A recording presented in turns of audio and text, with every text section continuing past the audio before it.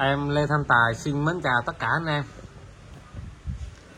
Chúc anh em có buổi tối vui vẻ luôn nha, an lành luôn. Nay em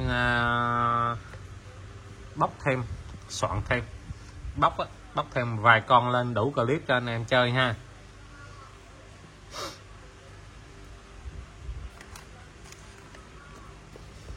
Mời anh em làm bi luôn nha.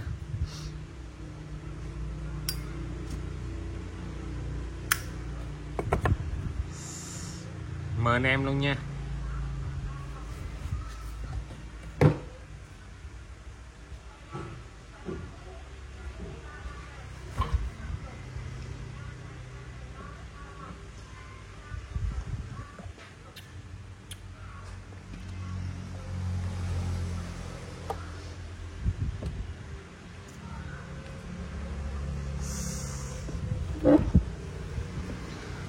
Bên em là nhận đặt cọc mới đi hàng nha anh em. Một số anh em mới chưa biết ha.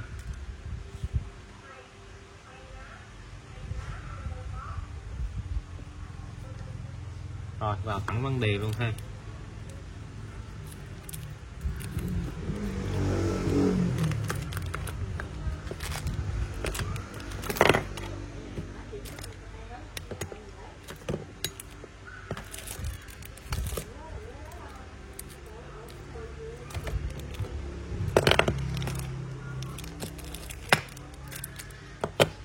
Lóc đại ra. Cái này hồng phét.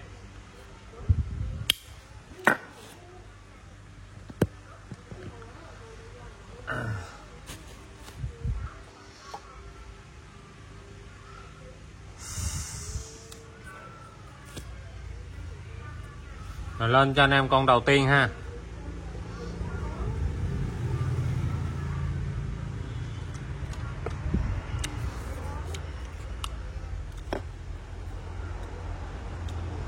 Con này 7 chấm nha, 7 chấm.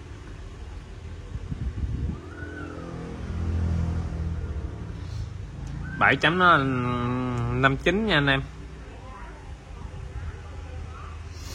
59, con này là đồng tẩy nha, 59 nó không có đồng nha anh em. Đồng tẩy ha.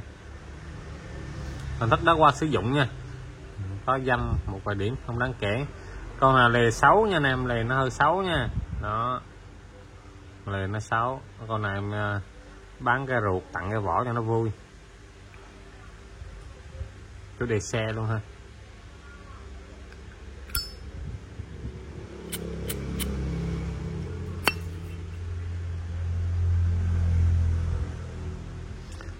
Bát 25119191. Bánh xe xỏ chỉ lưỡi gà lá lúa chuẩn nha anh em, trùng nha. Bánh bén.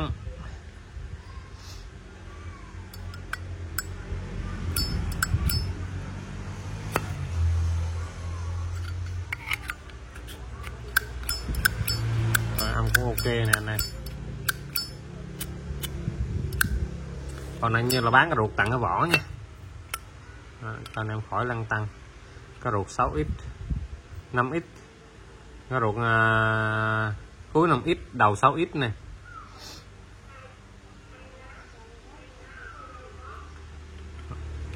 Bán cái ruột 700.000 tặng cái vỏ luôn, về anh em mồi thuốc luôn. Âm cũng khá là hay nha. 700.000 nha anh em, một con một này nó bán con người ta chửi chết. 59 mà bán cái 700.000 người ta chửi chết. Thôi bán cái ruột tặng cái vỏ nha, cho anh em khỏi bắt bẻ, anh em buôn bán khỏi bắt bẻ.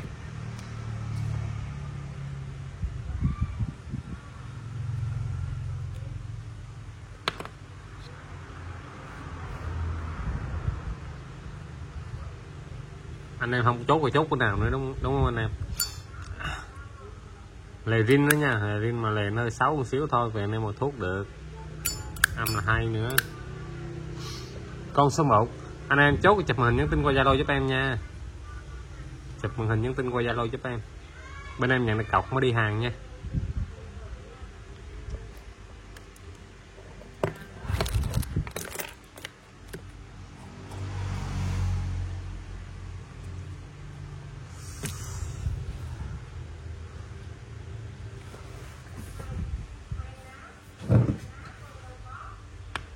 Tiếp theo lên cho anh em con Slim. Slim đồng nguyên khối nha, con này đồng nguyên khối còn nguyên keo luôn nè. Còn nguyên keo luôn ha. Còn nguyên keo luôn.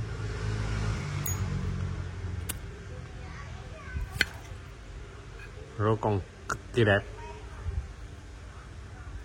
Vỏ năm 95, ruột năm 96, lệch 1 năm cho phép của hãng nha. Những cái dòng Slim này thì nó lệch ruột là bình thường lắm, nó hay lệch ruột nữa, tại vì ruột Slim mà hãng nó sản xuất số lượng ít. Lệch 1 năm cho phép của hãng. Con này chỗ cũ nó đã thay bánh rồi nha anh em, chỗ cũ đã thay bánh rồi để cho bánh Slim thì nó chậm cháy hơn những cái dòng regular bình thường ha. Những cái dòng này nó nhảy cháy không nói nha, những cái dòng Slim thì nó chậm cháy hơn, nên chỗ cũ đã thay một cái bánh cho nó cực kỳ bén rồi ha,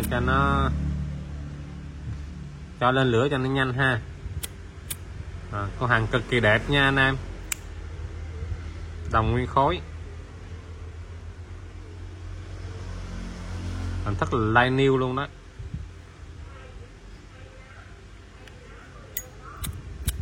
Rồi chú cũ đã thay cái bánh ha, để cho nó tăng khả năng lên lửa cho cái dòng Slim thì nó chậm lên lửa hồi giờ ha. Con này là đồng nguyên khối nha anh em. Con này em giao lưu với anh em con số 2 380 nha, 380. Anh em chốt có việc chụp màn hình nhắn tin qua Zalo giúp em nha.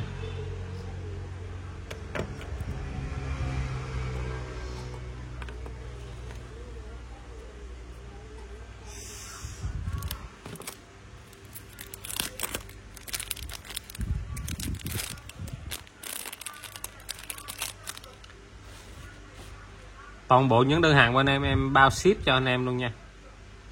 Tiếp theo lên cho anh em một con mạ bạc, chủ đề rất là đẹp luôn nè. Năm 2016 là mã. Con này đã vệ sinh sạch sẽ rồi nè. Ruột 16 là mã luôn nha.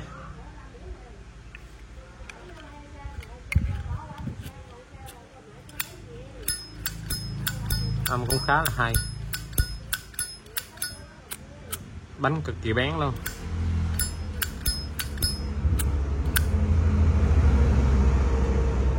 Con này em Zalo với anh em giá 650 nha, 650 nha. Con này đang là 700 mới đúng giá trị của nó nè. Zalo với anh em giá 650 bao ship.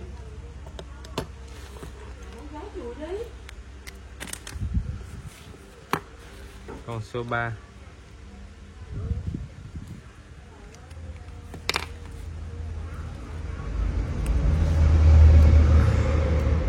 chủ đề về Zippo luôn ha anh em ha.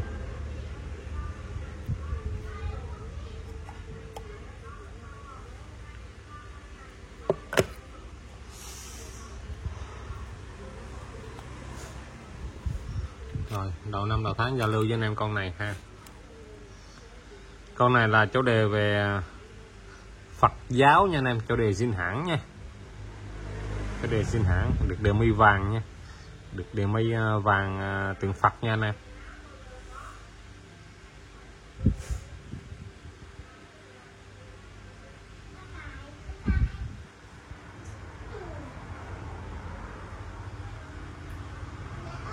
Full 360 luôn nha anh em.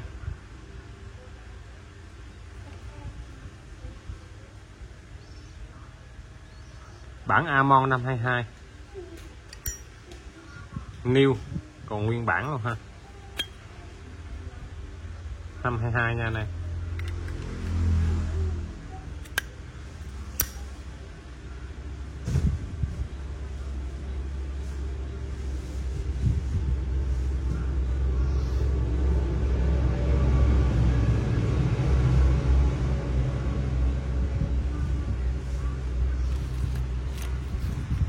Em bỏ bóc nhung cho nó sang trọng nha anh em. Còn em nào muốn lấy hộp giấy thì em sẽ bỏ hộp giấy lại cho anh em. Còn em bỏ hộp nhung cho nó sang trọng con Jeep. Con này em Zalo cho anh em giá 1350 nha, 1.350.000.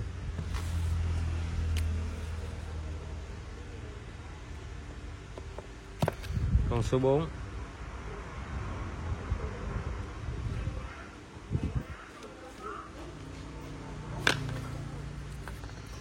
1.350.000 một con Amo ha. Amo mạ bạc khắc 360 ha, nghe là khắc full luôn zip ha. Rồi new luôn ha, Phật là điểm mi vàng nha này. 1.350.000.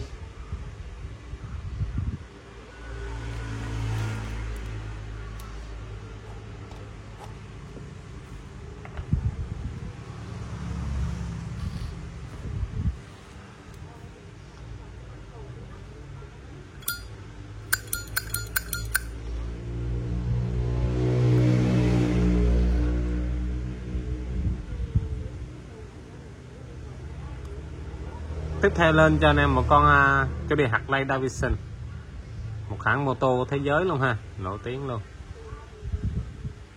Đây mà em xin hãng 596 mạ bạc, nước bạc lên nước rất là đen luôn ha. Hình thức đã qua sử dụng nha, có dăm nhẹ một vài điểm không đáng kể đâu.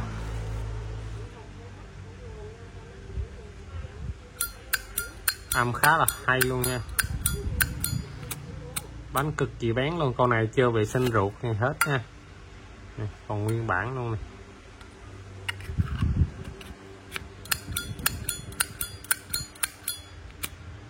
Con này em giao lưu với anh em ruột trùng luôn nha này, ruột trùng 596 mà 2 la mã luôn. Con này em giao lưu với anh em giá 830.000 nha, 830.000.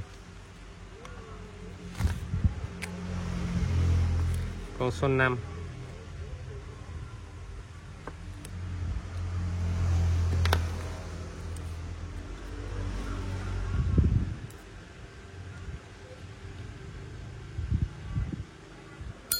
anh em chốt em sẽ vệ sinh sạch sẽ hết lại cho anh em yên tâm.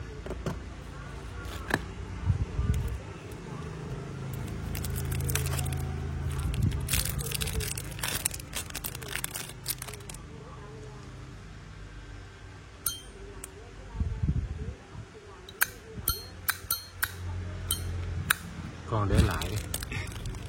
Con này lên 2 lần rồi mà không bay thì em để lại luôn.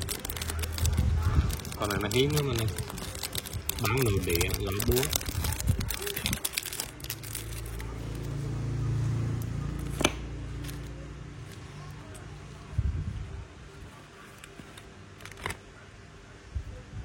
Lên cho anh em một con Rep 35 nha, Replica 1935 này, 1935 Replica này.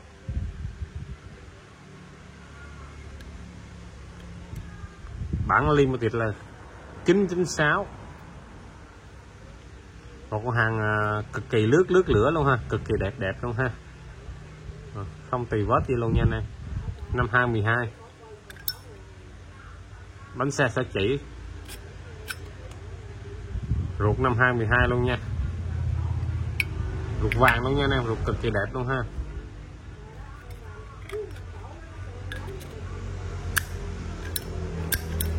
Những cái dòng này thì âm nó sẽ không hay như những cái dòng kia nha anh em, tại bán lẻ nằm ngoài. Con hàng không tì vết vậy luôn ha, cực kỳ đẹp luôn ha, cực kỳ sang trọng luôn nha.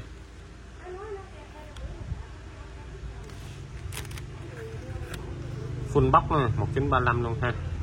Con này em giao lưu cho anh em giá 950 nha, 950 nè.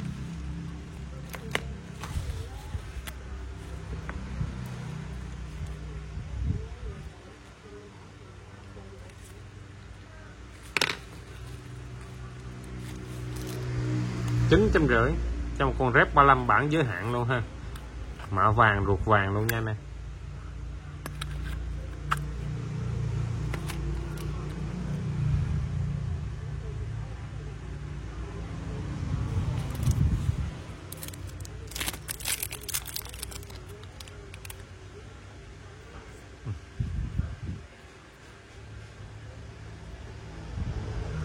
Lên cho anh em một con 595. Con này nêu chưa lên lửa luôn này,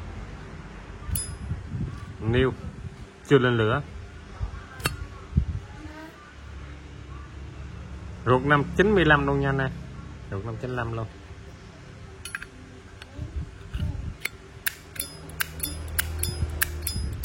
Âm nhỏ nhỏ mà khá là hay luôn ha.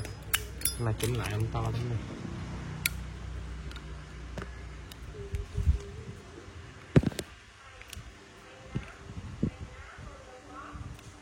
Để em chỉnh lại sau đây.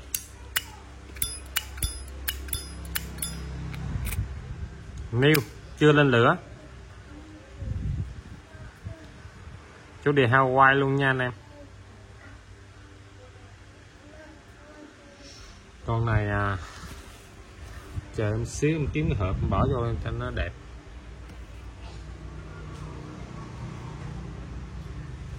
Bỏ hộp nhung luôn nha anh em.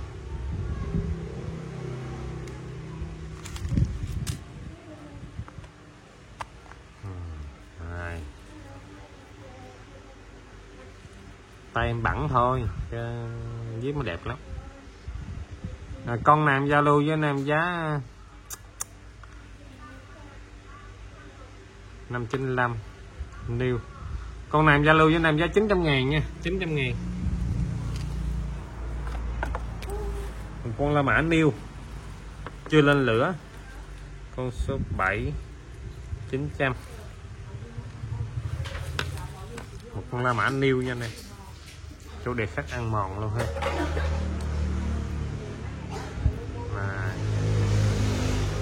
Nó đẹp lắm anh em. Tại cái tay nó bẩn thôi.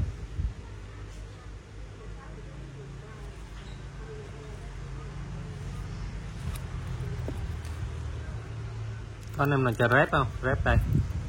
Lâu lâu mới có được con rep đẹp. Mấy rep đẹp cái này hầu như là nó cũng hiếm hết rồi anh em. Hoặc là nếu anh em có anh em cũng đi dành ít ai giao lưu đó.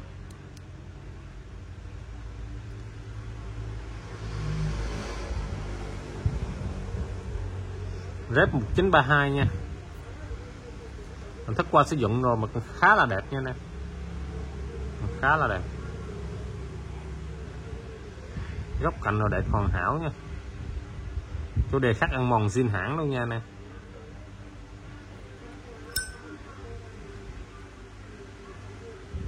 Ruột có vệ sinh sạch sẽ hết rồi. Ruột 588 nha. Rep bắt đầu sản xuất năm 1988 tới năm cuối năm 19X luôn ha. Cái dòng rep nó chưa tái bản lại nữa ha. Nó chỉ tái bản ở giai đoạn cuối năm bắt đầu năm 88 đến cuối năm 9X nha. Và nó chưa có tái bản lại nữa nên hàng này cũng cực kỳ hiếm này. Và cực kỳ đẹp, con này cực kỳ đẹp luôn. Đặc biệt cái con này em đã chỉnh âm chuông ha. Rep mà âm như là cái chuông đó nè.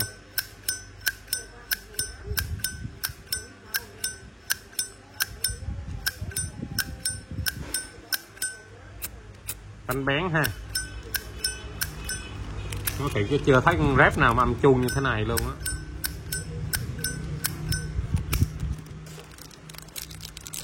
Cái dòng rep 32 là cái âm nó không hay, nhưng mà chưa thấy con nào âm hay như con này đâu ha. Con này giao lưu với anh em giá 1.600.000 nha. 1.600.000. Con số mấy rồi ha, số 7 và số 8. Một con rep đời đầu luôn nha nè. 588 luôn ha. Tái bản năm đầu tiên luôn ha. 1.600.000 nha anh em. Âm thì cực kỳ hay rồi. Như một cái chuông.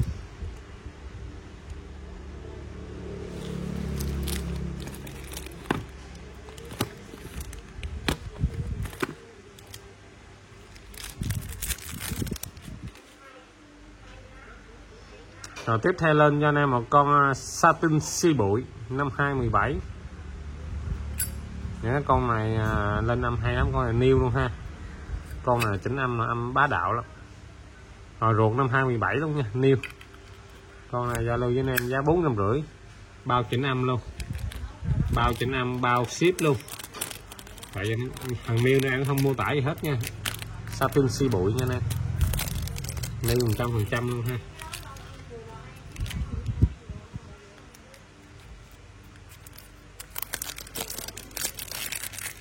Rồi con này giao lưu với anh em giá 450 nha. Bao ship.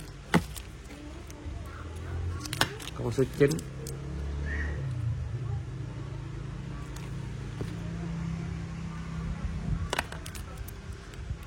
$450 nha anh em.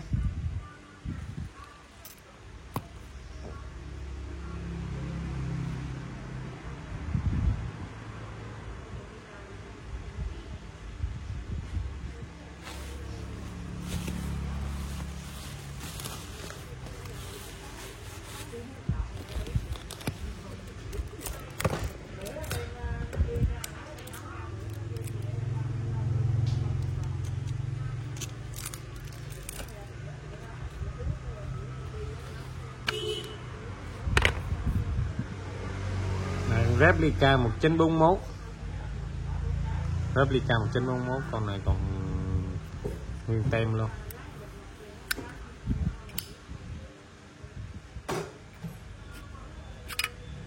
Năm 22 luôn. Con này new nó không có mô tả gì thêm ha. Full bắc luôn, đồng nguyên khối nha, đồng nguyên khối rép ha anh em ha. Con này Zalo em giá 700 nha, anh em là muốn canh chỉnh em sẽ canh chỉnh luôn nha. 700.000. Hàng new này em không có mô tả gì thêm nha anh em.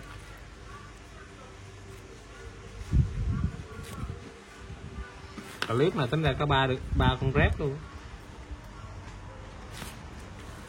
Rép 41 này, rép 35 này, rép 32 này, 4 con. Rồi sẵn lên luôn anh em con này luôn cho nó độc luôn, cho nó đủ bộ luôn. Mất tiêu rồi.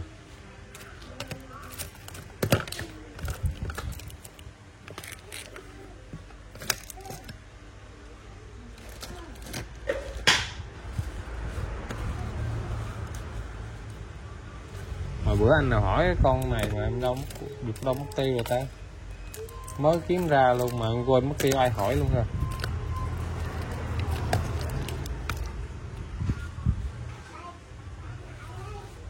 Rep 35,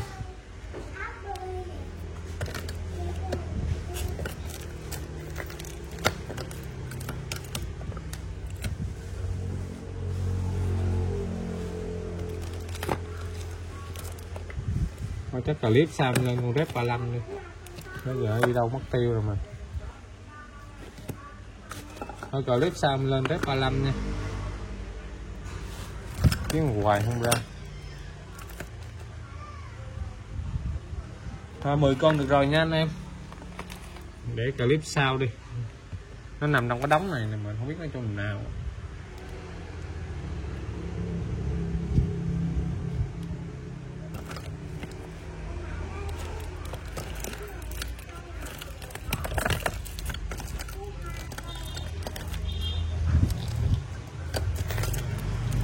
Thôi để clip sau lên nha, nên 10 con chắc cũng đủ rồi. Anh em chốt con nào có chụp hình nhắn tin qua Zalo giúp em nha, mà anh em nhận đặt cọc mới đi hàng nha anh em. Toàn bộ đơn hàng bên em bao ship. Chào tạm biệt anh em này, chúc anh em có buổi tối an lành luôn.